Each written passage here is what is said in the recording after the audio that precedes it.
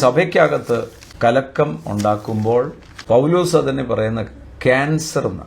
അവര് കർത്താവിന്റെ ശരീരത്തിന്റെ അർബുദമാണെന്ന് പറഞ്ഞു. അർബുദം, ക്യാൻസർ. സോ അത് പാടില്ല. പ്രാർത്ഥിക്കണം, എല്ലാവരും വ്യക്തിപരമായി പ്രാർത്ഥിക്കണം. കർത്താവായ യേശുക്രിസ്തുവിന്റെ ശരീരം എന്ന സഭയ്ക്കകത്ത് ജനാധിപത്യമല്ല, എന്റെ തോന്നൽ നടക്കത്തില്ല. ദൈവം ആക്കി വെച്ചിരിക്കുന്ന അധികാരങ്ങളുണ്ട്. ആ ആക്കി വെച്ചിരിക്കുന്ന അധികാരങ്ങൾക്ക് കീഴ്പ്പെടണം. നമ്മൾ നോക്കുമ്പോൾ, ദൃശ്യമായി നോക്കുമ്പോൾ നമുക്ക് എന്തു ആകാം. പക്ഷേ ഒരു കാര്യം ഓർത്തോണം, ഈ ദൃശ്യമായതിനേക്കാളും റിയലാണ് അദൃശ്യമായ ലോകം. അദൃശ്യമായ ലോകത്തിൽ സകലതും ഞാൻ ഈ പറയുമ്പോൾ പോലും ഞാൻ എന്തുദ്ദേശിച്ചാ ഇത് പറയുന്നതെന്ന് എന്റെ നനവ് പോലും എബ്രായർക്കെഴുതിയ ലേഖനം 4:13 മുതൽ വായിക്കണം.